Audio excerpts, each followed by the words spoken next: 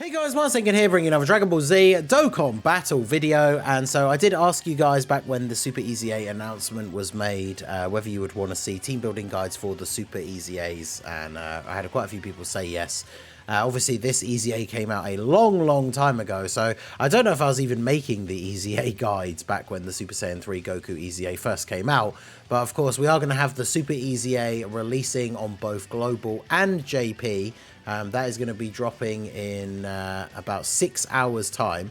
This video is going up at 2 AM UK time, so the stage will be dropping in 6 hours time, 8 AM UK time, which I believe after the clocks change is like 1 AM PST. It's in the it should be in the game news.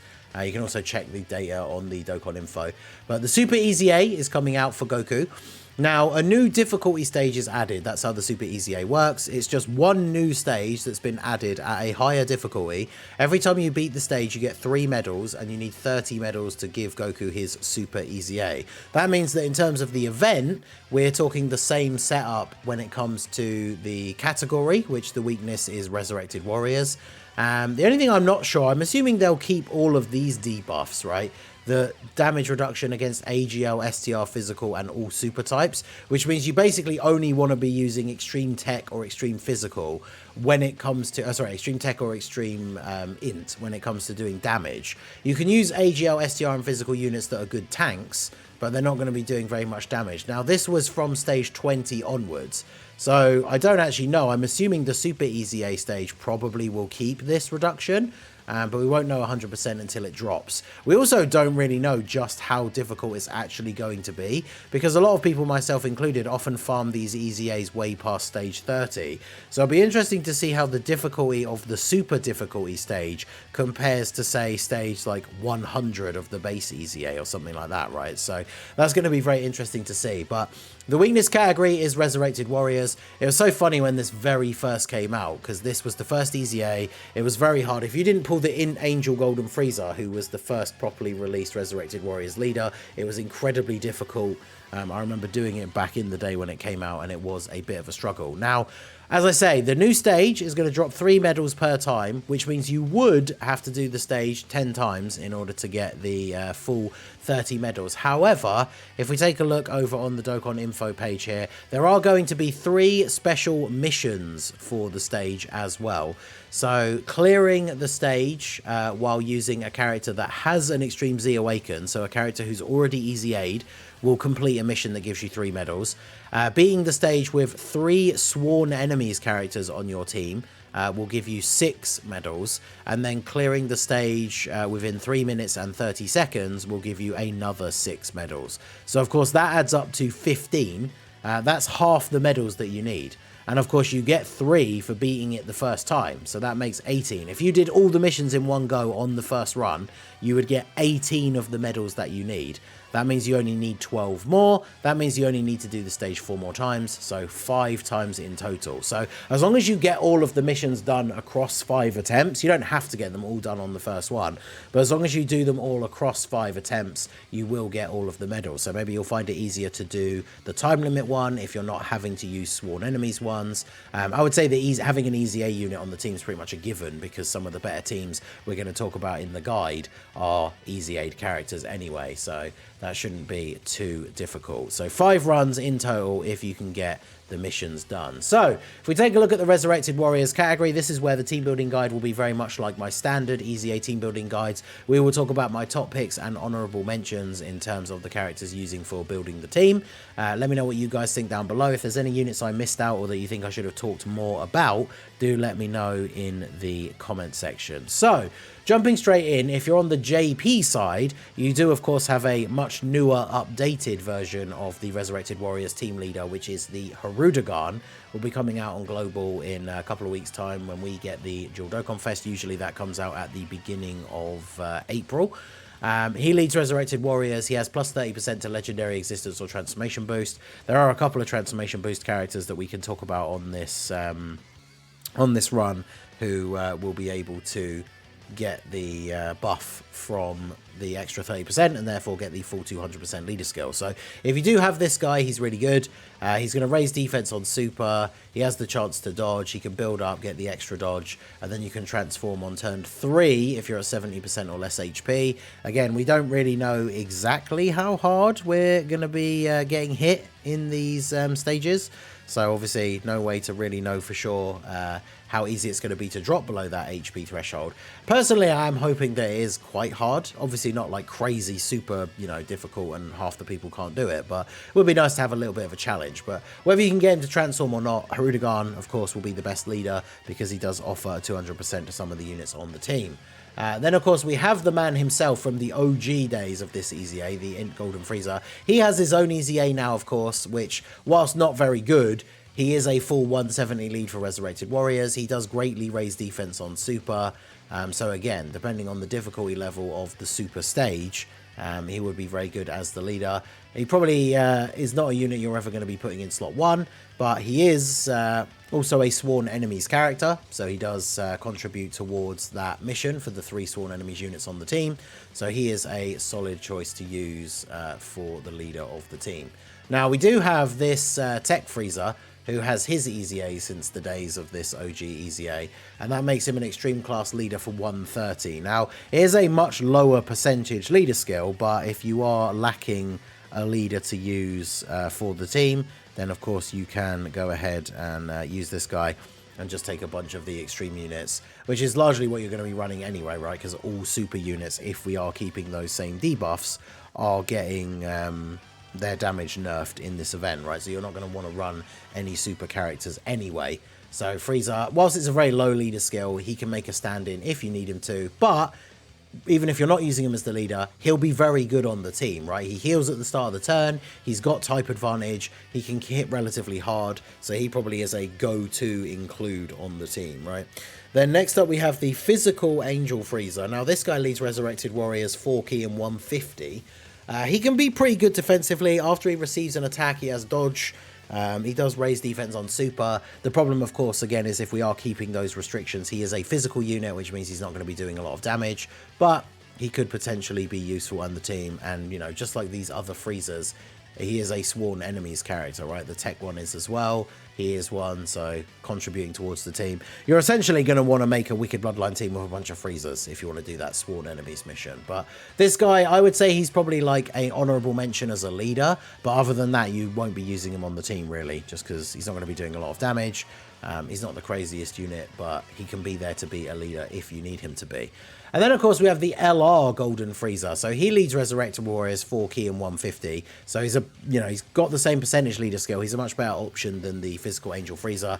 He, of course, is a Sworn Enemies character as well. And then this guy, whilst he is an AGL unit, which means he's not going to be really doing damage, he is there for the defense, right? He's going to be a unit that you can put in slot 1, eat supers and everything, and just not take any damage. As the event goes on, he does lose damage reduction, but EZAs are not usually long events, so you shouldn't have much trouble with him being on the team. Now, for EZAs, of course, you can only use one character with the same name. So if you don't have the LR, you can use the AGL Golden Frieza or the Tech one, and they will be solid defensive units for this event. The Tech one, not as good as the 2 AGL ones, but he does at least have type advantage as well as his damage reduction, so he will be pretty good. But I would go for the LR, just for the extra higher stats, higher HP for the team. You know, the AGL and the 2 AGL ones won't be doing damage because of the debuff, but he does at least do relatively decent attack stats, so even with a nerf, he'll chip away a little bit, whereas the AGL TUR Golden Frieza will just do no damage whatsoever. Only the Tech one will actually be able to really do damage in the stage, but he doesn't exactly hit particularly hard anyway, right?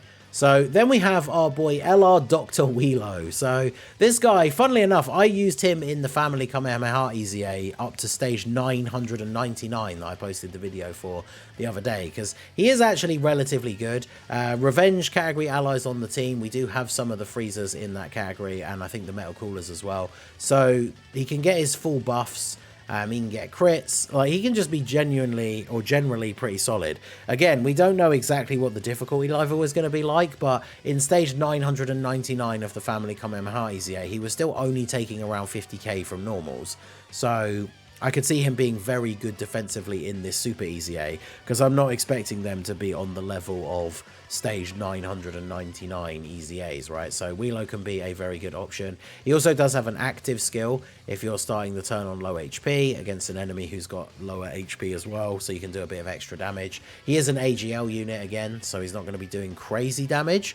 In fact, well, I say crazy damage, he's not really going to be doing much damage, but he's a decent free-to-play option if you need one. He is, of course, more of an honourable mention because of his lack of ability to do damage, but he's a good free-to-play choice if you need a last person to put in to fill the team.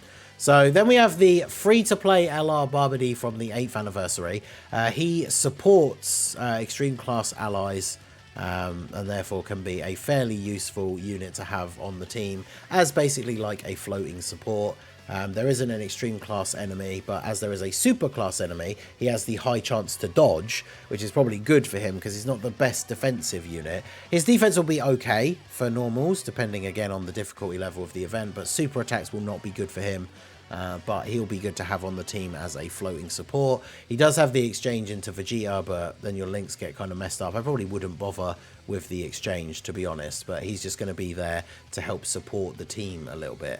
Then we have the Int LR Perfect Cell. Now this guy, he will be like one of the big damage dealers on the team, because Extreme Int is still going to be able to do damage. He can hit incredibly hard, and then he's always been a really good unit to use in things like Super Battle Road or EZAs where you can't heal in an EZA, because if you do drop below the 40% HP, you then get the transformation into the Perfect Cell, get the full heal, and then he just hits like an absolute truck once he's transformed, right? So he's going to be very, very good as well. Now he is on Sworn Enemies, so one of the best, honestly the best version of the team that you can make for this stage probably just has 3 Sworn Enemies characters on it anyway, if we're being straight up. So this cell definitely very, very good for this event. Then we have the Physical Metal Cooler. Now I've included him because his defense can be decent. He's aged out in terms of the newest, like, hardest content in the game, but for something like this, he should still be usable. He'll be pretty good defensively, and he has the revival. So if you're building a team with a lot of Wicked Bloodline characters, he can fit on that team relatively well. As a physical unit, he won't be doing damage if we're keeping those restrictions, but I think some of his utility with the revival, he heals at the end of the turn if he's been hit. So he could be pretty good on the team just to kind of help with the survivability overall, as opposed to, you know, he's not going to be doing any damage, but he can help out with the healing, the defense, and of course the potential for getting a revive, which does heal you back to full health. Your active skill is turn 5, which is unlikely, depending how long these super difficulty stages are. But if you do get it, the active skill is not going to do a lot of damage, but it will recover 30% HP, which could be very, very useful as well. So next up we have the Teen Oob. Now, he's a super class character, so he's not a top pick for sure. But he's got decent defense, he's got type advantage, so if you're lacking another significant option, he can be pretty good. And then, of course, you know, one of the reasons why we used him in the Saviour's Extreme Super Battle Road is if you drop to 50% or less HP, when he comes onto the rotation and fuses into Marjube, he recovers 40% HP. So you're pretty much bringing him on the team to just be another unit that adds to the overall HP, because he is an LR, and then has that ability to give you the heal. He'll be relatively good defensively, but just because he's a super type, he won't do a lot of damage, but he certainly can be very, very good on the team. Then we have the AGL Skinny Boo. This guy gets an honourable mention simply because he has the 50% chance to dodge for the first 7 turns. He's not going to do damage because he's AGL. He's aged pretty significantly, so his defense isn't great, but if you really can't pick another unit to put on as the final option on the team, the 50% dodge back in the day used to be super good for EZAs or Super Battle Road, so you could potentially still get some use out of him with this stage, but he is kind of a bottom of the list honourable mention, I guess you could say. And then the final one is the AGL Metal Cooler, who is in a similar boat, being an AGL unit, not really going to do damage. The Giant Form can help you with like cancelling out a super for that turn, but again, being AGL, the Giant Form is going to be very time consuming and not do any damage, which is pretty unfortunate. This guy not on Sworn Enemies, but he can be decent enough on the team. He will give you that Giant Form turn to cancel out a super. Other than that, I mean, he recovers HP at the end of the turn. He shares some of those Wicked Bloodline links, but again, any units that are not tech or int, they're not going to be doing damage. So you need to weigh up what kind of utility are they providing to the team, because otherwise, you know, they're not doing damage, so what other reason do you have to run them on there? So if we go back to Resurrected Warriors, we have that tech Vegeta, who technically, because he starts off as super, so he's not going to do damage unless he transforms, so I don't think there's much point mentioning him. We have Broly, who's pretty outdated at this point, but I mean, he can still do some okay damage. He'll probably just get trashed when it comes to him actually taking attacks. In Bojack could actually be good as well, to be fair. I should have talked about him a little bit, because he does have the EZA now. Well, I say now, he got it quite a while ago, didn't he? But his EZA, pretty decent, raises defense on the rotation. Depending on who you've got him with, you can have him be a Rainbow Orb Changer, which can be useful for other LRs on the team. He's another Big Bad Bosses character, so he could be useful on the team for sure. And then when we look at some of the other TURs, again, we don't really want to look at anything other than tech or int in terms of doing damage, and we're not looking at super types either, so kind of covered all of these really. In terms of like the int margin Vegeta's on there, so you could run him if you want to run the tech Vegeta, or like if you somehow manage to get the Barbody exchange, but otherwise he's just not going to link well with anyone else on the team. Garlic Jr., I guess, should have got an honourable mention, shout out, as a support unit, but the problem is, like, he's not super great defensively anymore. But then I suppose, again, this all just comes down to how difficult is the stage going to be, right? Because if Goku is hitting super hard, then units who are as old as Garlic Jr. aren't going to be as good. But I could see him still being relatively decent. And then, yeah, obviously we're not mentioning any of the other typings because of the damage reduction. If I just have a quick look, none of them stand out really as ones that you're going to run for any other kind of utility. I mean, the Demon Demigra has the support, which is quite nice, but yeah, other than that, we're Resurrected Warriors still kind of on the shallow side when it comes to top tier options. But let me know what you guys think down below in the comment section. Are you looking forward to Goku's Super EZA? If there are any units that you think I missed out or should have talked about, as I said at the beginning, do let me know down below in the comment section. And let me know what your team build is going to look like for the Super Saiyan 3 Goku Super EZA. Hopefully I will see you guys live on the stream. Which will be, I mean, the EZA comes out in 6 hours. The stream's going to start in 5. Hopefully I'll see you guys there. We'll be messing around doing some other stuff in game before we then jump in to do that.